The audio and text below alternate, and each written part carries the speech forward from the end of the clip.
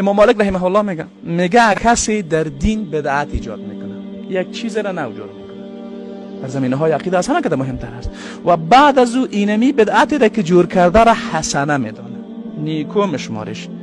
رسول الله صلی الله علیه و سلم را در ابلاغ رسالتش خائن میدونه و واقعا اون رقم هست. آیا رسول الله صلی الله علیه و سلم دین را به صورت کامل و همه‌جانبه برای ما ابلاغ کرده یا نکرده؟ حالا اگر یک نفر اینمی کار کرده، یک نفر فکر میکنه که یک کاری هست حسنه هست خوب هست که نظم الله پیامبر نکرده، ما میایم ابتکار میکنیم اختراع میکنیم، اینمی ابتکار و اختراع جدید خود را در دین چی میشماریم؟ نیکو و حسنه میشماریم.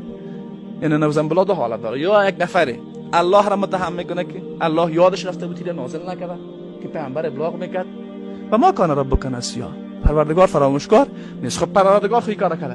دوم وظیفه تبلیغ دین به عهده کی بود؟ به عهده رسول الله صلی الله علیه و سلم. آیا رسول الله صلی الله علیه و سلم ابلاغ کرده یا نکرده؟ بدون شک کرده. گپ سوم باقی میمانه که امی برای ما شما بعد برسه. توسط کی دین برای ما شما رسیده؟ صحابه. پس اگر یک نفر یک چیز را در دین ایجاد میکنه که او را باز نیکو میشماره، در حالی که در زمان صحابه نبوده و پیامبر او را بر ما نگفتن، سه احتمال وجود داره نوزن بالله. یا احتمال اولی فکر میکنه الله یادش رفته بود که کافر است. احتمال دومی فکر میکنه که پیامبری را ابلاغ نکرده، کافر دومی. احتمال سومی فکر میکنه که صحابه ای را پد کردن، این هم کافر میشه. چرا؟ به خاطر که اگر کسی صحابه را به عموم در رساندن دین متهم بدانه کافر میشه.